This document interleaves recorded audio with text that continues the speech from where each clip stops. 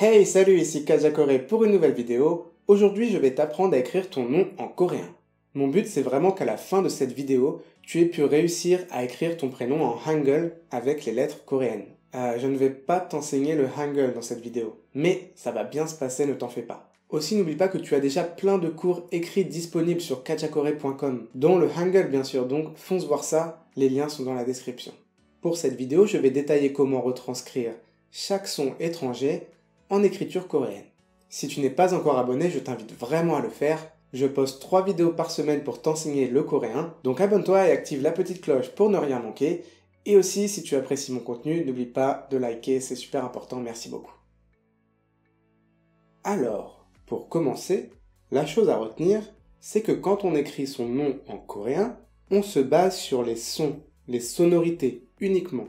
On s'en fiche totalement de l'écriture de ton nom en lettres latines. Nous, ce qu'on veut, ce sont les sonorités, la manière dont ton nom se prononce. Par exemple, si j'écris le prénom Tiffen de l'une de ces 3 manières, ça ne change strictement rien en coréen. On a le son ti et le son fen, et c'est tout ce qui nous importe.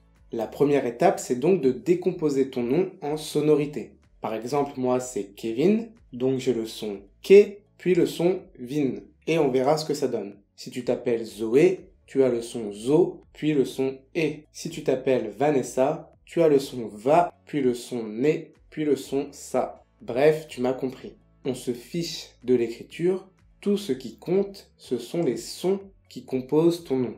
Ensuite, il va falloir retranscrire tous ces sons en coréen. Le problème, c'est qu'il existe vraiment plein de sons étrangers qui n'existent pas en coréen. On va donc être obligé de faire des approximations en permanence, et c'est ça la difficulté. Du coup, la conséquence directe, c'est qu'il n'y a pas de bonne réponse. Toutes les retranscriptions coréennes contiendront des approximations, et certaines personnes vont donc pouvoir écrire leur nom de différentes manières en coréen. Et c'est à toi ensuite de choisir ce qui te plaît le plus, ce que tu trouves le plus joli en coréen. Moi, je vais t'enseigner ce qui se fait la plupart du temps quand on retranscrit un mot étranger en coréen, mais il n'y a pas de règle fixe et c'est toi qui choisis, ok? On va commencer par les sons de voyelles parce que c'est le plus simple. Voici un tableau des sons de voyelles en français et leur retranscription en coréen. Il y a assez peu de choses à noter parce que les sons voyelles du coréen sont très proches de ceux du français, donc la retranscription va être assez facile. Par exemple, le son A en français va donner le son A coréen. Pour le O ouvert ou fermé, le O ouvert c'est le O dans je donne, tu vois? Oh. Le O est ouvert, oh, alors qu'un O fermé, c'est le O dans donner, O. Je donne, O ouvert, donner, O fermé. En français, on utilise la lettre O dans les deux cas, mais ce sont pourtant 2 sons différents qui sont distingués en coréen. Ah oui, aussi, il n'y a pas de distinction entre E et en coréen. Donc pour tous les sons de ce genre, on utilise la lettre E en coréen. Celui-ci plutôt que celui-là, c'est plus par convention, généralement, les mots étrangers qui sont retranscrits en coréen utilisent cette voyelle. Enfin, le U n'existe pas en coréen. À la place, on dira OU. N'hésite pas à mettre pause le temps de prendre les notes. On va maintenant passer au tableau des consonnes. Attention, ce sont les sons de consonnes qui commencent une syllabe. Par exemple, le son K, le son K. On va utiliser cette lettre pour quand la syllabe commence par le son K. Comme dans le prénom Camille, Camille. Mais quand la syllabe se termine par le son que, comme dans Marc, on verra ensuite comment terminer les syllabes. C'est bien un tableau de sons et pas de lettres. Par exemple, je n'ai pas mis le C parce que le C, c'est ou un son K, comme dans Camille, ou un son S, comme dans Cécile. Alors, là, il y a beaucoup de choses. Je pense qu'il vaut mieux commencer directement avec des exemples simples et que je t'explique ensuite les cas un peu plus complexes, avec beaucoup d'approximations. Alors, l'exemple le plus simple que j'ai pu trouver, le prénom Lou. Donc, on a juste une syllabe qui commence par le son L. On regarde dans le tableau, on a notre lettre en coréen. Puis le son OU. On regarde dans le tableau des voyelles et on a la lettre OU. C'est parfait. On a notre premier prénom en coréen, Lou. Un deuxième facile, Lena. On décompose, on a 2 syllabes. D'abord, les, on a le son L encore que l'on a vu, c'est cette lettre. Puis le son E, avec la lettre E. Ok, on a notre première syllabe. Maintenant, on passe à na, le son N, puis le son A. Et voilà, Lena. Bon, je sais que tu n'as pas forcément un prénom aussi simple, donc on a encore pas mal de choses à voir. Les approximations les plus courantes en coréen. D'abord, les sons F. Ils n'existent pas en coréen. Et on va utiliser cette lettre à la place qui sonne comme un P expiré. Un P. Par exemple, Tiffany, la chanteuse de Sonoshide, on a Ti, puis Fa, puis Ni. En coréen, ça se dit Tiffany, avec un son P à la place du son F.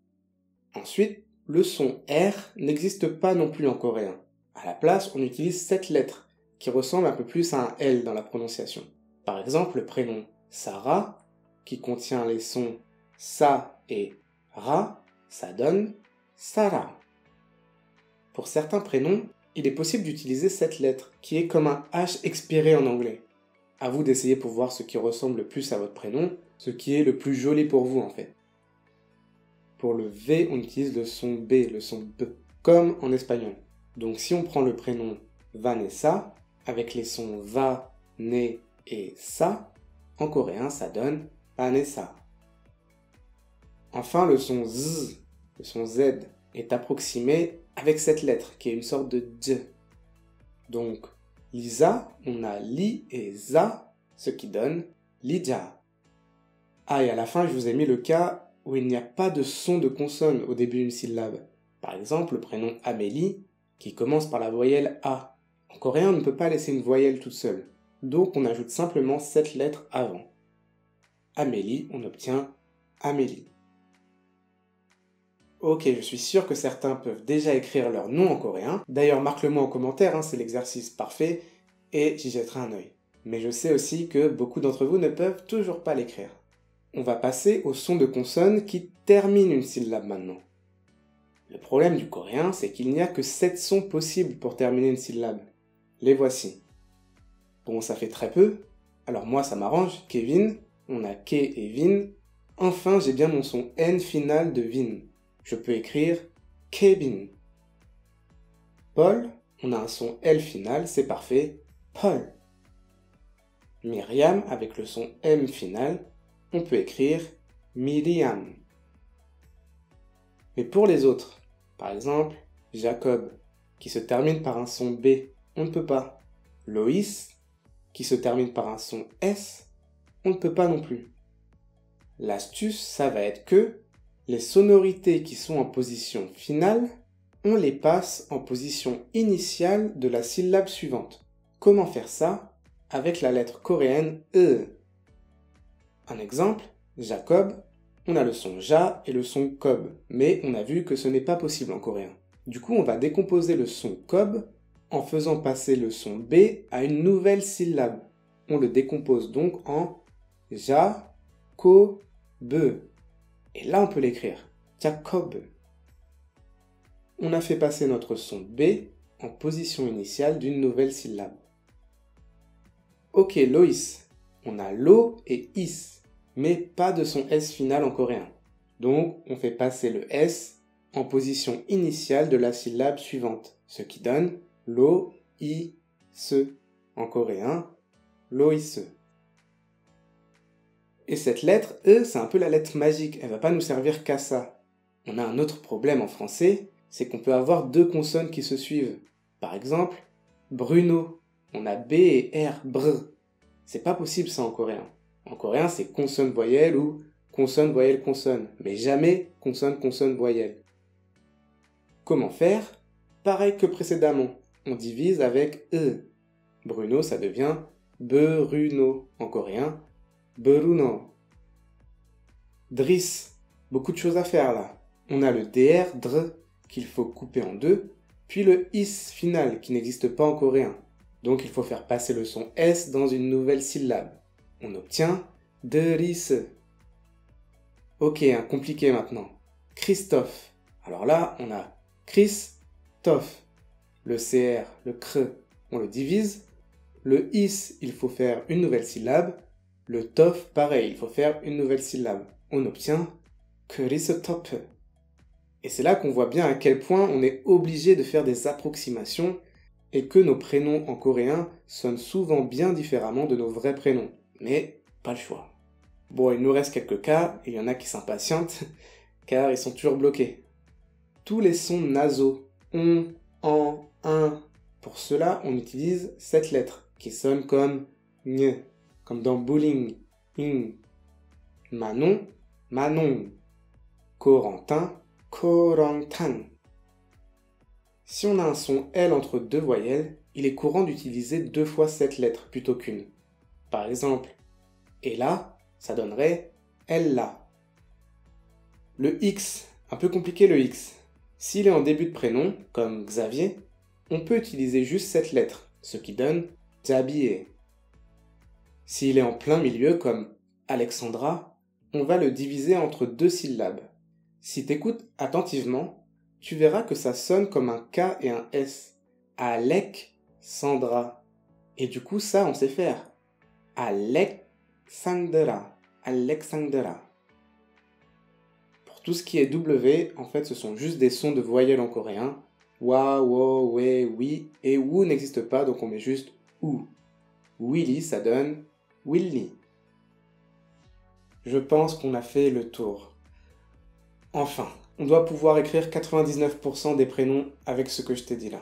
J'aimerais vraiment que tu m'écrives ton nom en coréen en commentaire ou celui de tes proches ou peu importe, bref, entraîne-toi et je te corrigerai si t'as fait une erreur. Je t'ai mis en description un lien vers un article que j'avais écrit sur kajakore.com et qui te résume cette vidéo.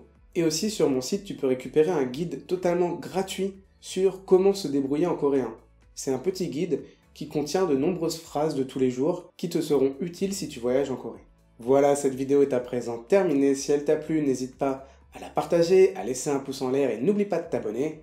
Quant à moi, je te dis à la prochaine pour une nouvelle vidéo. C'était Kajakore. Damewayo.